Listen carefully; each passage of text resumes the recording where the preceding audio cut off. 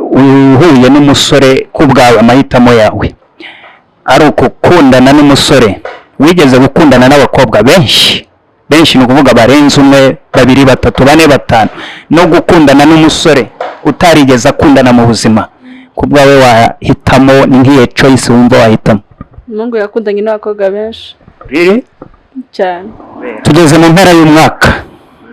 Turabura iminsi mike ngo umwaka 2023 irangire dufata umwaka utaha. Hari buri wese agira inzozi, agira intumbero, yifuza kugira ibyo yageraho, ndetse n'umwaka ukarangira agira ibyo yishimira. Kubwawe ni n'iki wishimira uvuga uti na achievement nagezeho muri uyu mwaka wa 2023 ku buryo ndi proud of? Nishimira cyo nishimira nuko Imana yankuye ko abantu badakenewe. Yagukuyeho abantu badakenewe? Shatse kuvuga iki?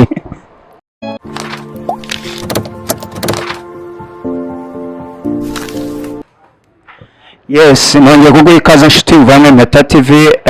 Nkuko mubireba kuri kamera zacu murabona noneho twazanye agashya.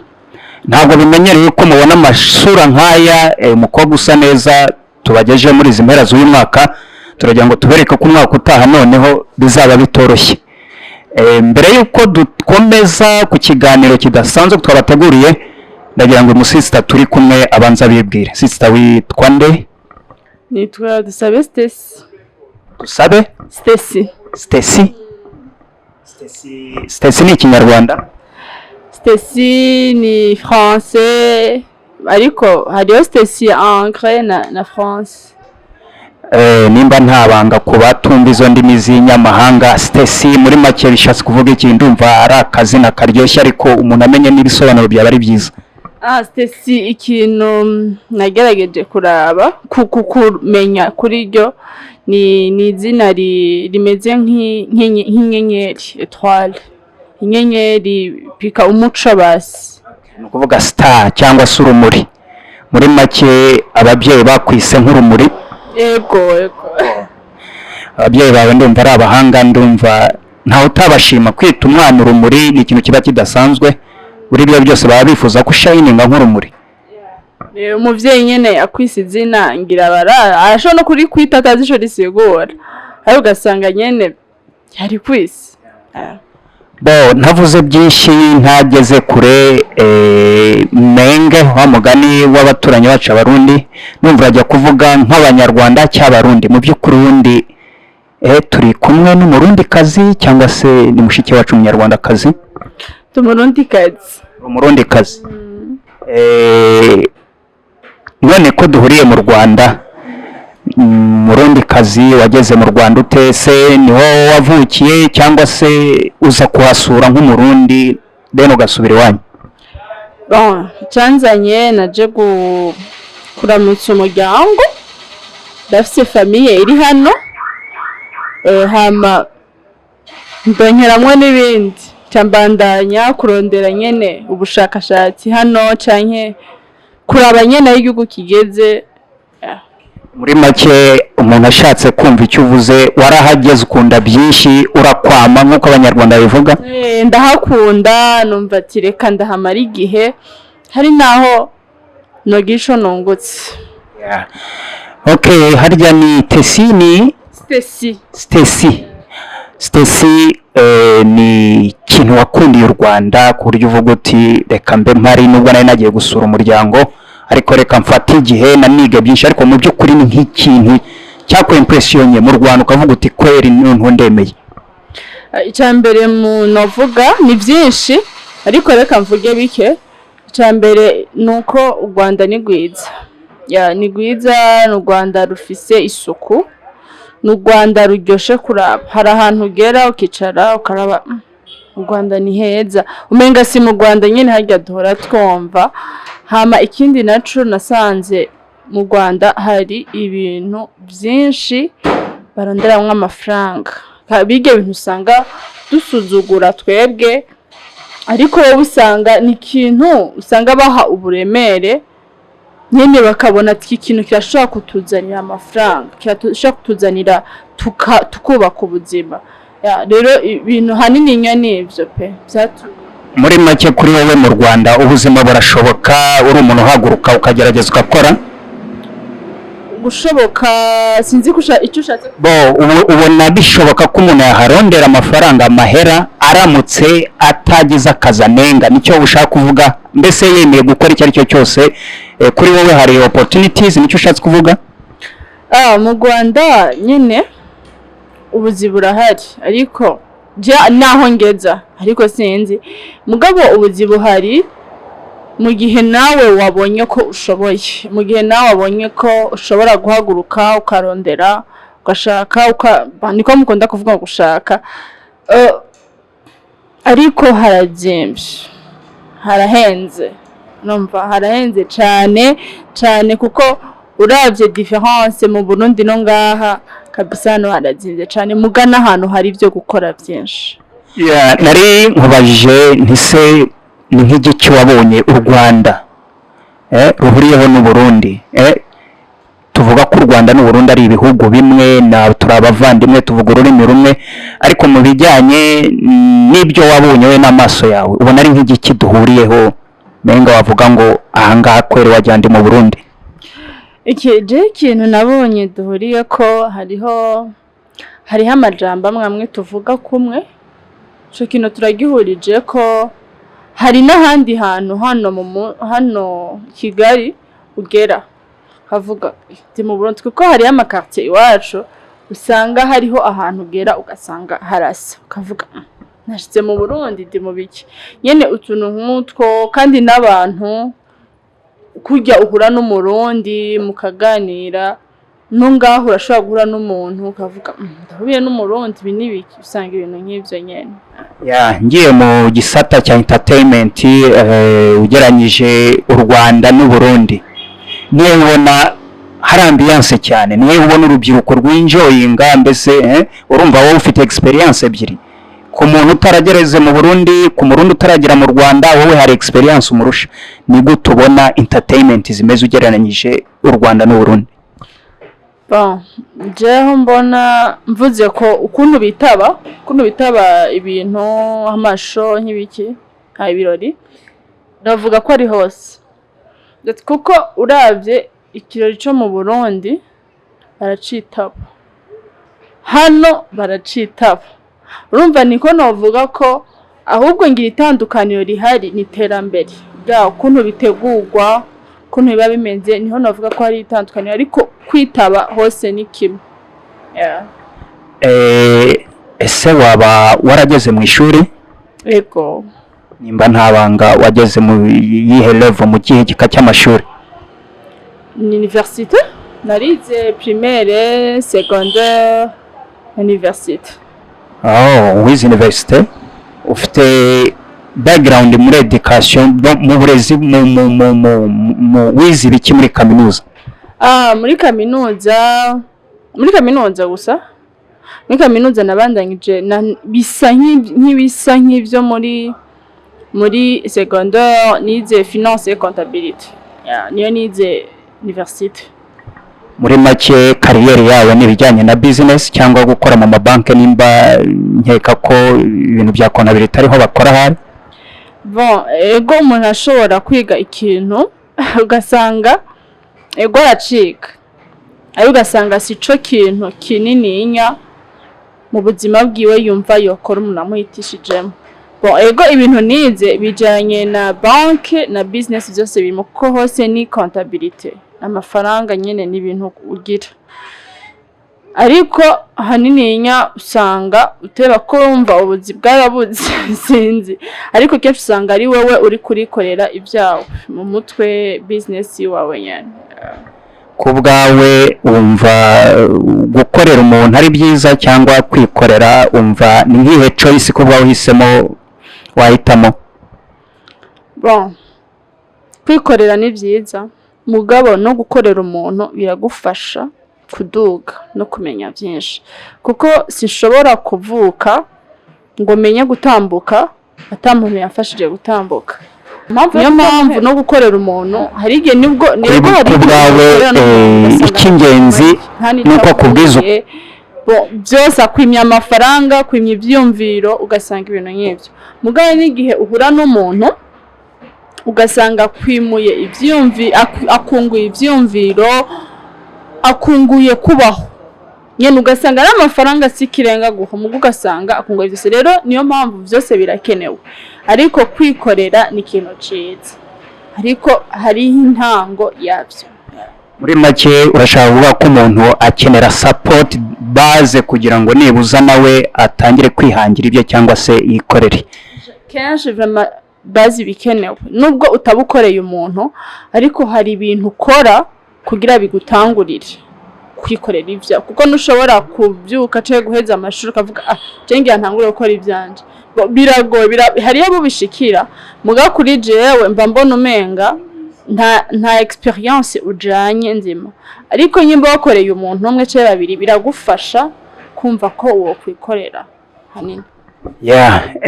Ngira ngo twari turimo tuganira no ku bibazo bijyanye na business cyangwa kwikorera kugira gute, ariko noneho nk'umujeni ndagira ngo tuzane akantu kajyanye no kwintertaininga cyangwa se bigezweho. Ibihe byose umujeni wa .com nk'uko babivuga kuri ubu. Ndagira ngo tujye ku kintu kijyanye n'urukundo, abantu ba braininga, abakuze bavuga ku rukundo rw'urubyiruko rw'ubu cyangwa se mubyita urwakura urwaruka, bavuga ko urwaruka ruri mu rukundo rudasobanutse. Ku bwawe ubona urukundo rw'iki gihe mu rwaruka rwifashe rute? Urukundo ku muhungu n'umukobwa, Juste umuhungu n'umukobwa, imyitwarire mu rukundo, imigenzereze ugereranyije n'abakera nk'uko badefining urukundo rwabo rwahahise. Wowe ubona urukundo rw'abajene kuri iki gihe rwihagaze gute? Urukundo ku muhungu n'umukobwa kino gihe bararukora, hari abarukora, mugabo benshi hari igihe usanga bagiye mu bintu batahawemwo inyigisho, niko nabivuga.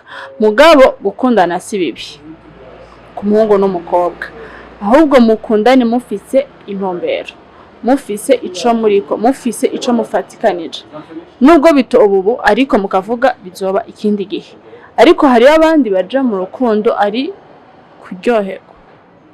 kuryoherwa sinzi, mugabo ngira je novuga ko bisaba imyaka sinzi, ariko hari n'igihe usanga umuntu afite imyaka mike mugakuze mu mutwe azicaba ariko arakora. Ku bwawe ubona ari nk'ikihe cyangwa se igikakihe cy'imyaka umusore cyangwa inkumi akwiye kwinjira mu bijyanye n'urukundo cyangwa se relationship ifite intego? Ku kintu c'imyaka kirangora cyane, kuko nta byinshi ndabizi ko mu giconzi ico iyo umuntu amaze gukura mu mutwe, hanini ni mu mutwe, umuntu akamenya ikintu akeneye mu buzima cambere kuri we, ihigira kabiri akavuga mbega iki kintu ushobora kubaho, ushobora kubamo jewe ndashaka kugikora turi babiri.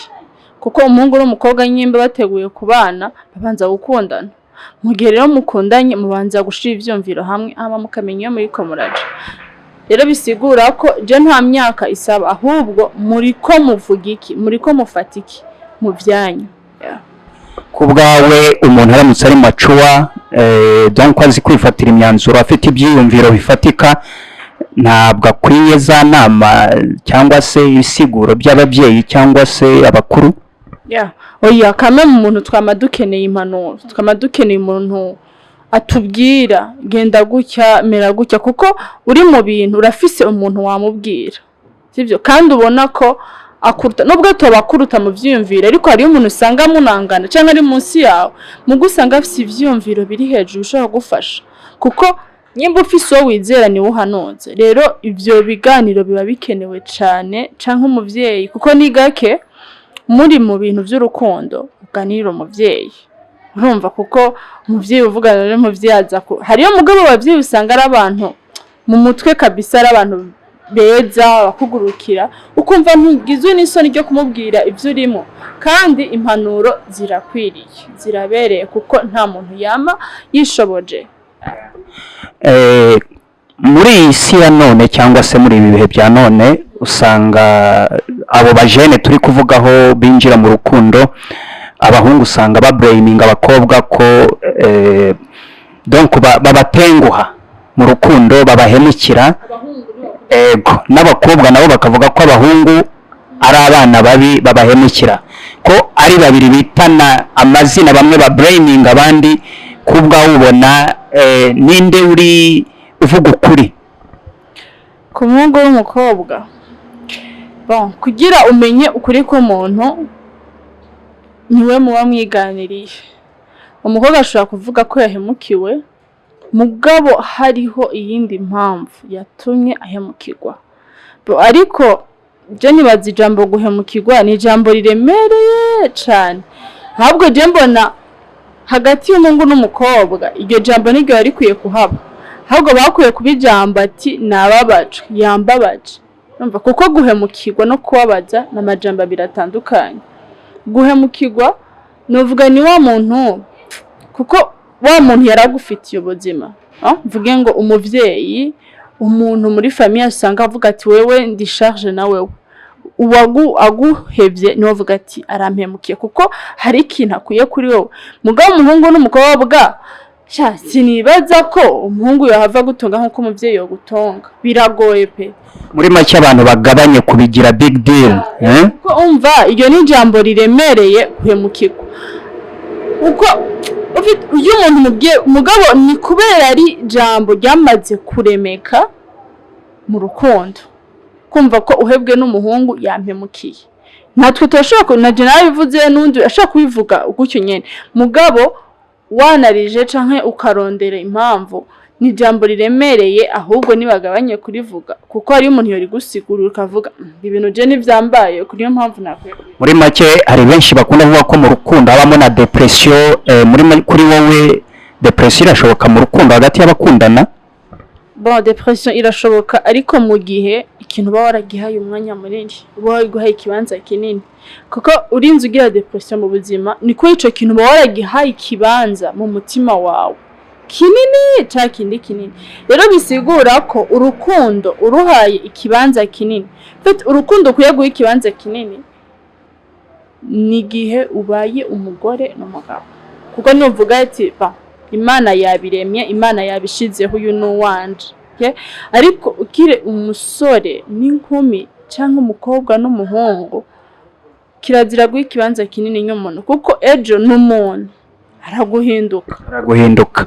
Muri za depression zicaziva kuko wabihaye umwanya, nawe wiyima umwanya, ntihanduba wimye umwanya ugaha umwanya wundi muntu. Muri make umuntu yikunde kurenza uko akunda uwo bari muri relationships, we kumuha umwanya munini. Uvuze kwikunda ni yindi jambo, urumva kuko ego uri mu rukundo ni kwitanaho, niko nabivuga. Murakundanye, muri mu rukundo, mufisiyo muri ko muraja, hari ivyo mwapanze vya kazoza, ni kwitanaho. Mugabo gukunda cyane umuntu naho biragoye. N'umuvyeyi aragukunda cyane kwera yakuvyaye, ariko umuhungu mwahuye mukuze sinumva ko uwo mukunda rwose. Oya, mukunda urukundo rw'abakundana rurahari, urukundo rw'umuvyeyi rurahari, urukundo rw'umugore n'umugabo rurahari. Umva n'ibintu bigenda biratandukanye. Kuri wowe ni igiki umusore muri mu rukundo ashobora kugukorera ukavuga uti better we break cyangwa tubivemo? Jewe bon, ico kibazo nimba nta banga, donc abanga nyene, mugabo ico kibazo ndumva atagihari, but niyumviriye kumwe abantu bandamuhevye kuko nyimba mufise ibintu mwapanze mu buzima, hariyo ama principe y'urukundo muba muri ko muraja muba murimo. Rero mu gihe izo principe mu gihe adashoboye kimwe uratorera, urareka bibiri bitatu uvuga ati uyu muntu nitwaba n'umugore n'umugabo ntavyo azoshobora mu gihe Imana biduhezageza. Rero reka ndabireke ndabihagarike. Rero sinavuga ngo kingo kuko urumva ayo ma principe twayashizeho mu gihe adashoboye kuyakurikiza urahagarika, kandi mugahagarika mu mahoro kuko muba mumva ntacu ushoboye, nanje ntacu mba nshoboye. Ukundanye n'umusore ari umunywi w'inzoga asinda cyane, akabiguhisha ariko nyuma ukazabivumbura relationship yanyu igeze kure, wabyakira wabifata ute? icya mbere ni uko jewe nta nzoga nywa, ndakijijwe, ndi umwana w'Imana, rero sinumva ko nogendana n'umuhungu anywa inzoga. Biragoye ashobora kuzinywa ntabizi, muga mu gihe ndabimenye kare, simvuge ko namuhindura kuko nta muntu ahindura uwundi, ni Imana imuhindura. Mugabo mu gihe tutaragwinjira mu urwo rukundo, mvuga ni umugenzi petitwa ko yiyumvira ko tuzokundana, nanjye nkemera ko tuzokundana, nimba ari umugenzi ashobora kunyumviriza ndamuhindura, turaganira, bishoboka ko abigabanya akabigabanya, bishoboka ko abiheba akabiheba. Muga tumaze kwinjira mu rukundo pe, hamwe inzoga numva tutobandanya, ko naje ntozo nabo banywa. Ku bwawe umuntu aramutse anywa inzoga nta rugendo rw'urukundo wagirana nawe? Icyo kibazo nacyo ushoboye kwishura pe. Ariko abumva bumvishe, ni ukuvuga ngo nimba numvishe neza, ntibisigura ko mutokundana, kuko umuntu anywa inzoga ashobora kurutira ugeta anywa inzoga. Numva tubwire gute, nsobanurira ako kantu. ako kantu igituma kameze gutya, ushobora kuba uvuga ati umuhungu atanywa inzoga ni umuhungu mwiza, ni umuhungu ankunda, ni umuhungu anyitaho, ni umuhungu perfect, umuhungu mwiza.